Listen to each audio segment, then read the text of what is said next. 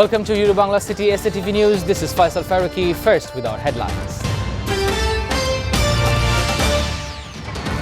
Former President of Bangladesh, Justice Shahabuddin Ahmed, is no more. Burial at Barani Cemetery. President PM expressed deep condolences.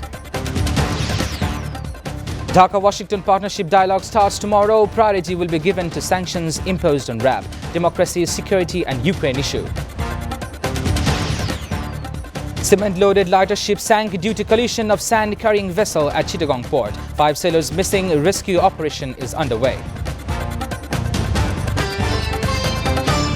Former President Justice Shahabuddin Ahmed has passed away. He breathed his last while undergoing treatment at Combined Military Hospital in Dhaka this morning. Dalia Nilüfer has the report. The former President, Justice Shahabuddin Ahmed, died at the age of 92. He had been suffering from old age complications for the last several years. The first janazah of Shahabuddin Ahmed was held at 2 p.m. in Kendua, Netrokona today. The second janazah will be held at the National Idgah ground on Sunday at 10 a.m. Later, the body will be buried at Barani Cemetery. President M. Abdul Hamid and Prime Minister Sheikh Hasina expressed deep shock and sorrow at the death of the former president. In separate condolence messages, the President and the Prime Minister prayed for the eternal peace of the departed soul and conveyed deep sympathy to the bereaved family.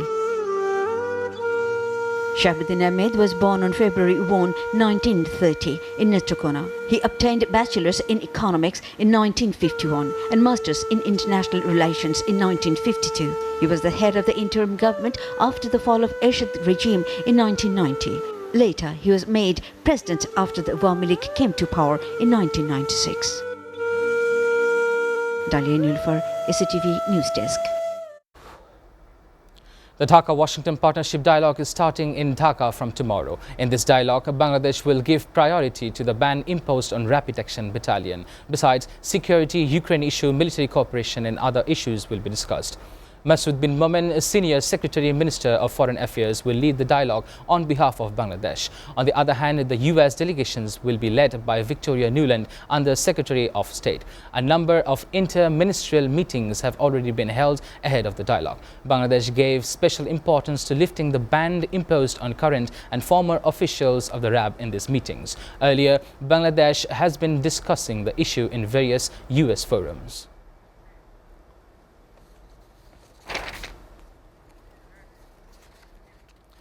5 out of 13 crew members went missing as a lighter vessel sank in the outer anchorage of Chittagong port off Pothinga Beach early today. Secretary of Chittagong Port Authority said the MV T214 with 13 crew members on board was returning to the port after loading cement clinkers from a large ship in the outer anchorage of the port. The lighterage vessel sank as it was hit by another ship. 8 of the crew members have been rescued. Coast Guards continue a rescue operation and a salvage ship has been sent to the spot. The price of soybean oil is increasing in the country due to the price hike in the international market. The government is also in trouble in such a situation. Bangladesh imports soybean and palm oil worth Taka 25,000 crore annually. To reduce import dependence, Bangladesh is likely to produce mustard, sunflower or rice bran oil. At least 50% of the damage for edible oil can be met from the local sources, if only the potential of rice bran is utilized. However, to stabilize the oil market, it is also important to monitor the import syndicates.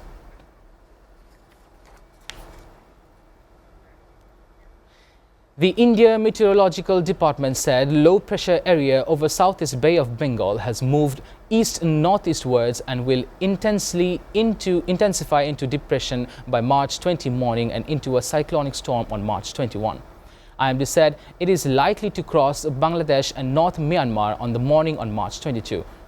Sparing mainland India by today, it is expected to become a well-marked low-pressure area, and on Sunday it may turn into a depression. The maximum intensity it may go up to is that of a cyclone, with wind speeds ranging between 70 to 80 kilometers per hour. Viewers, we're taking a short break. Stay with Bangla City SATV News.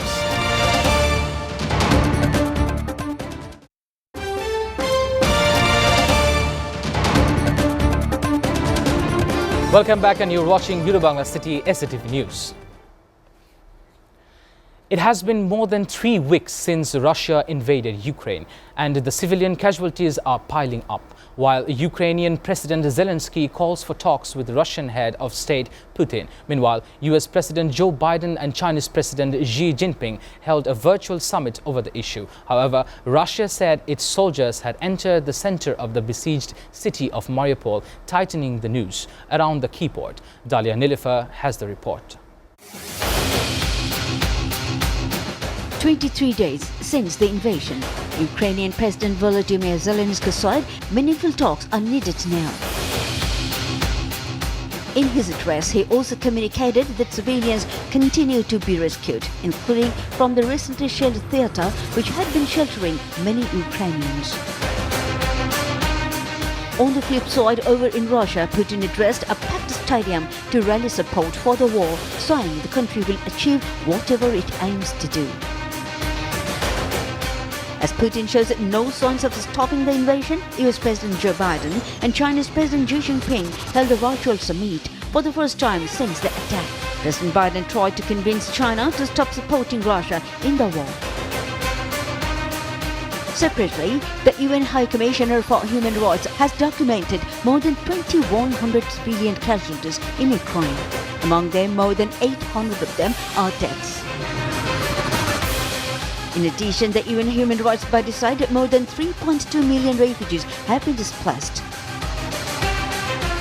However, experts said Russia's ability to continue its attack on Ukraine despite harsh sanctions is partly in the hands of China at this moment. Dalia Nilüfer, SATV News Desk.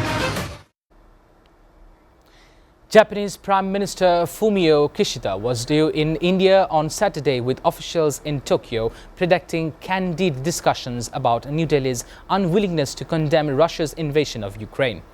Ahead of Kishida's visit, the first by Japanese Prime Minister since 2017, a foreign minister official said Tokyo was aware of Delhi's historical ties to Russia and its geographical location. India's foreign ministry said only that the talks would provide an opportunity for both sides to review and strengthen the bilateral cooperation in diverse areas, as well as exchange views on regional and global issues of mutual interest so as to advise their partnership for peace, stability and prosperity in Indo-Pacific region and beyond. Modi and Morrison are also due to hold a virtual summit on Monday. Actor and British royal Meghan Markle's former co-star Simon Rex confirmed that the UK media had approached him willing to pay as much as $70,000 for fabricated stories about his relationship with Markle. Before Markle and Prince Harry stepped down from their royal positions of Duchess and Duke of Sussex in early 2020, they faced a difficult time where the British media was concerned. Merkel was the target of racism and disappearance comments that harmed her mental health. She even took legal actions and won a privacy claim against UK tabloids for printing extract of a letter she wrote to her father. The defamatory nature of the British media was exposed further after Rex shared his experience. Markle and Rex appeared on a TV show called Cuts in 2005. At least 8 people were killed and more than 20 were critically injured, including students, after the bus overturned near Pavagada in Tumkur district in Karnataka. As per initial reports, the bus was carrying 60 passengers and turned turtle after the driver lost control over it. 8 of the 20 injured have been admitted to the nearby hospital. Mostly students were travelling in the bus, witnesses said. Bangladesh created a historic victory. The Tigers won for the first time on South American soil in the first ODI of the 3-matches series. Tamim's team defeated the Proteas by 36 runs. Tamim Litton made an opening partnership of 95 runs after losing the toss at Centurion. The pair broke when Tamim returned after scoring 41. After that, Litton and Mushfiq returned quickly, but Shakib and Yasir Ali Rabbi laid the foundation of a big collection.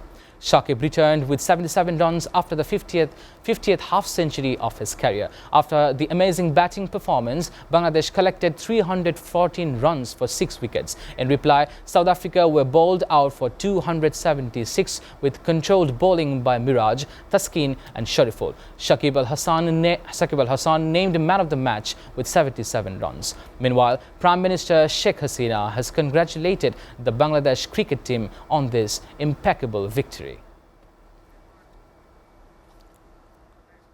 Before ending, we go through Bangla City SATV News headlines again. Former President of Bangladesh Justice Shahabuddin Ahmed is no more. Burial at Banani Cemetery. President PM expressed deep condolences. Dhaka-Washington partnership dialogue starts tomorrow. Priority will be given to sanctions imposed on RAP, democracy, security and Ukraine issue. Cement-loaded lighter ship sank due to collision of sand-carrying vessels at Chittagong port. 5 sailors missing. Rescue operation is underway. You are updated with Bangla City SATV News. To know more updates, log on to www.satv.tv. Thank you for watching.